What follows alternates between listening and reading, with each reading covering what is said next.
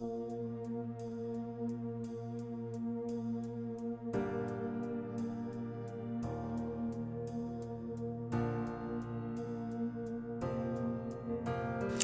everyone, I'm Krista Logan and this is Manifestation Monday. I wanted to start off talking about the year of 2021 for me. The year 2021, there were a lot of highs and lows, but through the midst of it all, I definitely have a testimony since I went through plenty of tests in that year. 2021 actually started off with me. I had endured a relationship and or engagement that had been broken up. There had been many legal battles, custody cases, court cases back to back that I had to endure. So that really started off my 2021 year, not necessarily on a good note, the way I would want it. And then also, January 2021, I had received notice that my landlord at the townhome that I was leasing would be moving out of the state. And so I was on a month-to-month lease. And so I literally had until the end of February to find a new home. I had been looking for homes the year prior to, had made a commitment, a contract, but things didn't work out the way that I had planned. And so those plans fell through. So at this point, I had no idea where I was going to be moving to, but I knew that myself and my kids, we had to find somewhere. So after receiving that news regarding my townhome, I also received news at the place of business where I worked that they would actually be closing the department. And this was due to, many difficult situations having to do with COVID. I work in the mental health field. And so there were a lot of agencies that were shutting down, but my particular department would no longer be providing services. So on top of having to find a home, within about a month or so, I was also to be looking for a new job. So that began a little bit of stress, maybe some doubt and anxiety, if I could just be completely honest. But it was a very good thing that, I'm connected here at Divine. I have wonderful leaders, mentors, plenty of people here to look forward to their testimonies, actually, where things had worked out in their favor. So it was one of the things that in prayer that kept me moving and motivated, and just pretty much building my faith to see what would work out. So in the midst of that news, I met a wonderful realtor. We hit it off. She was amazing. And I was going through some certain things, with the loan process that you have to do as a new home buyer. And I actually was approved for a loan. And that was all because I had received a seed that it was very unexpected, which actually helped me to pay off my car. My car was one of my biggest debts outside of my college loans. And of course, that does play a part actually on how much you are approved for when you're going through that process.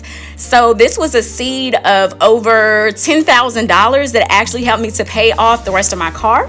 So I am now driving a debt-free car. So at that time, that really worked out in my favor. And then later on that month, after receiving the approval, I also had several job interviews that came through. One of them actually ended up offering me a position in February. Not a position in February, but I had my job interview in February where I was able to work at another mental health location and agency. And on top of that, I ended up getting approved for a loan that was way more than I would actually think that I would be able to afford. So that was another blessing because my credit was in such good standing that I was able to have such a high approval amount. So those were very two important aspects of this journey for me. After receiving that approval, for mental health, I'm working to be a licensed counselor. And so I had actually graduated January of 2021. So it was so much going on all at one time. I'd actually graduated with a 4.0 GPA. I'd almost actually considered quitting the whole program in January due to some of the personal issues that I was going through with my children and with relationship. I just thought I was going to throw in the towel, but God kept me. In January 2021, I graduated. In February, I applied for residency as a counselor, where I would need to receive supervision under somebody who's already been licensed for counseling. I actually found an old counselor that I had known from maybe 6 years ago, hadn't spoken to her since. She agreed to counsel me, and at 75%, the standard rate that most supervisors would supervise others in my position. So that was definitely a blessing.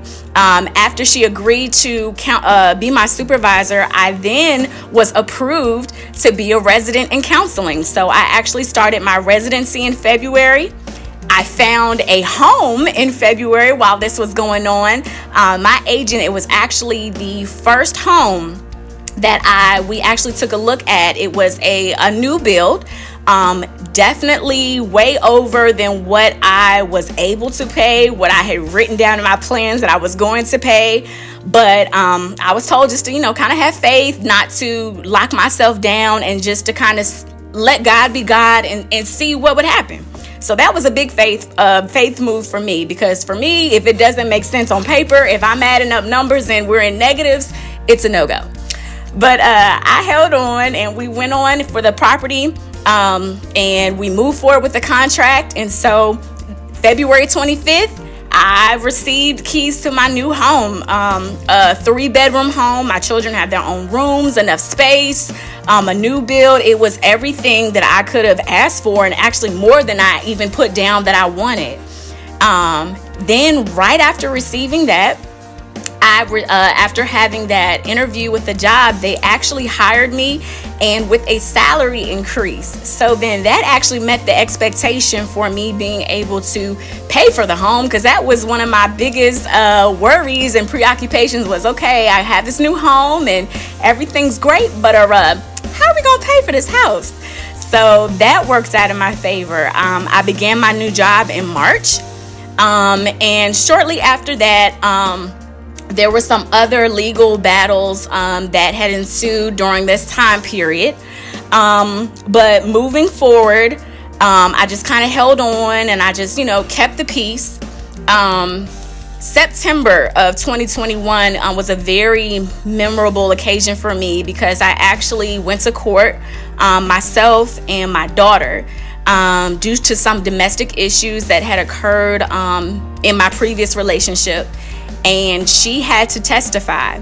And despite her testimony, we actually lost the case. Every count.